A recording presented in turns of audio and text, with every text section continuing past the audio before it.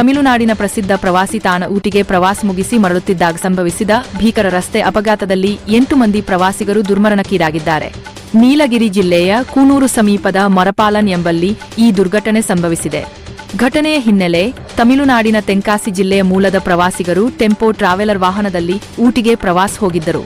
ಪ್ರವಾಸ ಮುಗಿಸಿ ತಮ್ಮ ಊರಿಗೆ ಹಿಂತಿರುಗುತ್ತಿದ್ದಾಗ ಮರಪಾಲಂ ಬಳಿಯ ತಿರುವಿನಲ್ಲಿ ಚಾಲಕನ ನಿಯಂತ್ರಣ ತಪ್ಪಿದ ವಾಹನವು ರಸ್ತೆಯ ಪಕ್ಕದಲ್ಲಿದ್ದ ಸುಮಾರು 50 ಅಡಿ ಆಳದ ಕಂದಕಕ್ಕೆ ಮುರುಳಿ ಬಿದ್ದಿದೆ. ಸಾವು ನೋವುಗಳ ವಿವರ.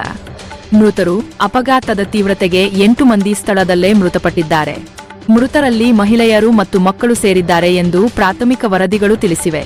ಗಾಯಾಳುಗಳು. ವಾಹನದಲ್ಲಿದ್ದ 20ಕ್ಕೂ ಹೆಚ್ಚು ಜನರಲ್ಲಿ ಹಲವರಿಗೆ ಗಂಭೀರ ಗಾಯಗಳಾಗಿದ್ದು ಅವರನ್ನು ತಕ್ಷಣವೇ ಕೂನೂರು ಸರ್ಕಾರಿ ಆಸ್ಪತ್ರೆಗೆ ದಾಖಲಿಸಿ ತುರ್ತು ಚಿಕಿತ್ಸೆ ನೀಡಲಾಗುತ್ತಿದೆ.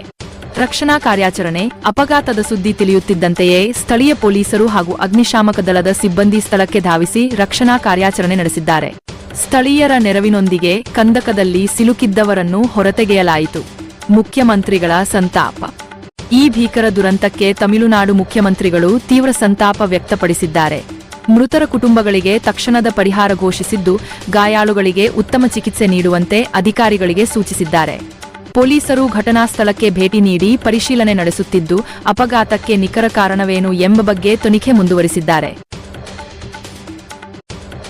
ಕ್ಷಣ ಕ್ಷಣದ ಮಾಹಿತಿ ನಿಖರ ಮಾತ್ರ ವೇಗವಾಗಿ. ನಿರಂತರ ಅಪ್ಡೇಟ್ಸ್ ಈಗ JB ನ್ಯೂಸ್ ಕನ್ನಡದಲ್ಲಿ.